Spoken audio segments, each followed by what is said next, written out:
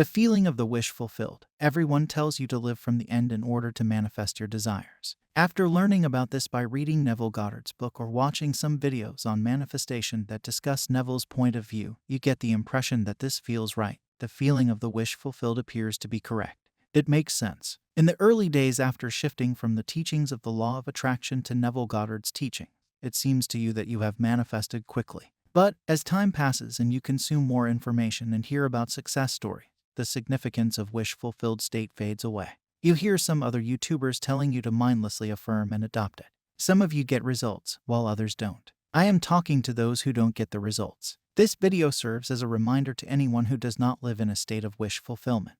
They seem to have forgotten what it was. They confuse it with obsession and tend to live in the absence of that desire. I will talk to you about some points that I have noticed in my journey of manifesting desires. If you can relate to any of these points, then you are not in the state of wish fulfillment.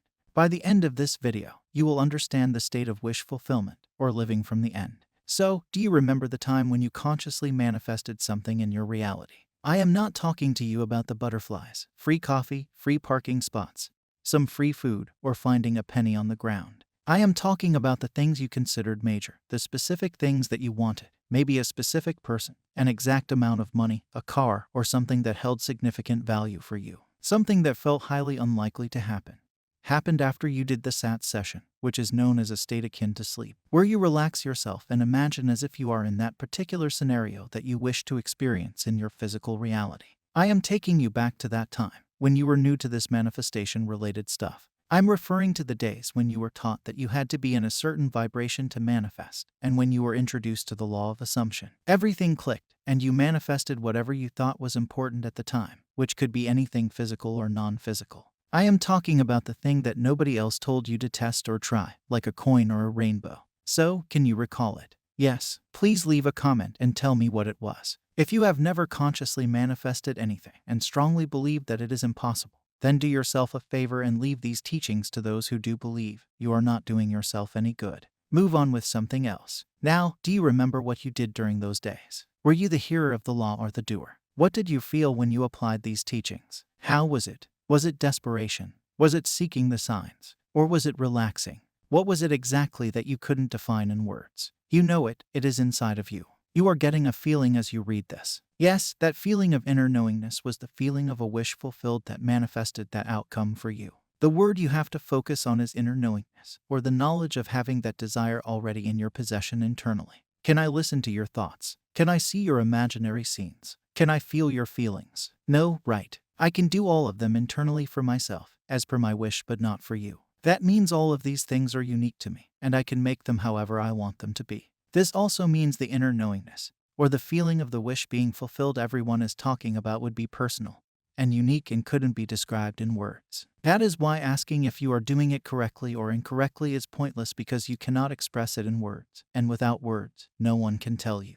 We can only look at the physical to tell if something is right or wrong. Through our mortal eyes, we can look at things and identify them with something. With our ears, we can listen and tell what it's all about. But no one knows what is going on internally. When a person is not living from the end, I notice something in his or her external reality, and I can tell you some points from my own experience, the experience of one of my old friends, and the comments sections. The list is not exhaustive and the points are as follows. The first and foremost point is when someone is waiting for their desire to manifest. I have read plenty of comments that say, I have been doing this for the past 2-3 months, and I am waiting for it to happen. I would like to ask you, what did you do? The core teaching of Neville Goddard is to feel as if it has already happened.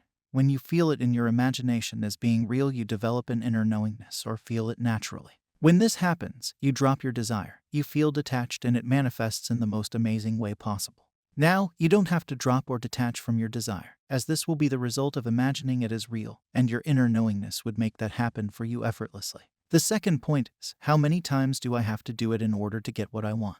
Sir or madam, if you find the answer to that, do tell me. As far as I know, you must perform this imaginal act every night, and one night you will become bored and abandon it.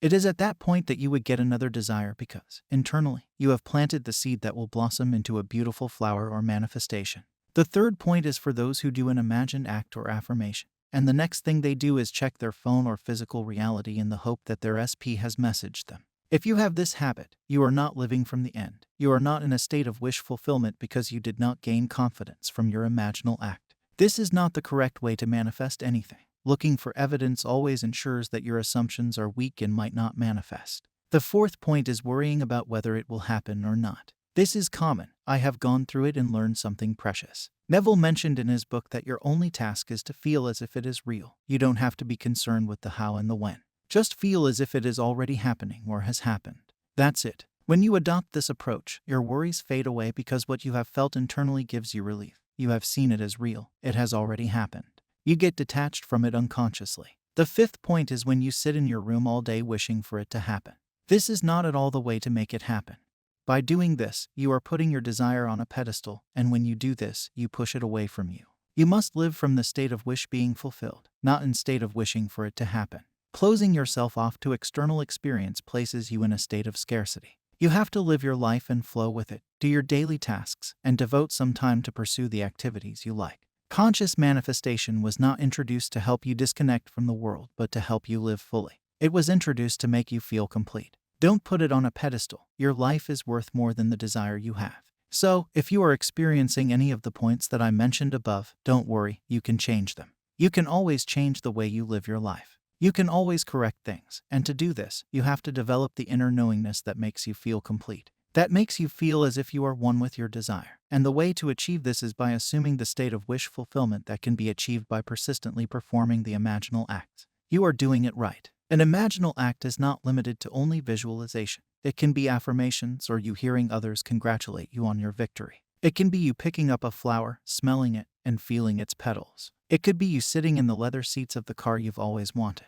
It could be that you are sensing the touch of a specific person. You could be sitting around a bonfire with a loved one, feeling the warmth. It could be you with a baby in your arms. The moment you imagine this, you feel your arms have become light. And if you imagine doing the same with a specific person, your body starts feeling different.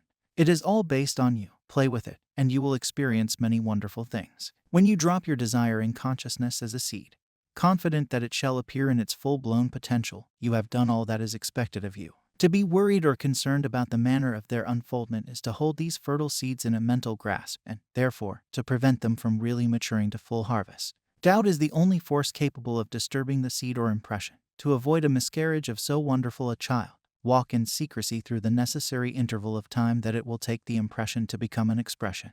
Tell no man of your spiritual romance. Lock your secret within you in joy, confident and happy that someday you will bear the son of your lover by expressing and possessing the nature of your impression. Then will you know the mystery of God said, "Let us make man in our image." So, I hope this video gave you the clarity you were seeking. I know it is a bit longer than my previous videos, but as I was writing this, I couldn't stop myself. I believe it helps you in many ways. So, subscribe if you liked today's video. I will meet you with another golden nugget. Happy manifesting.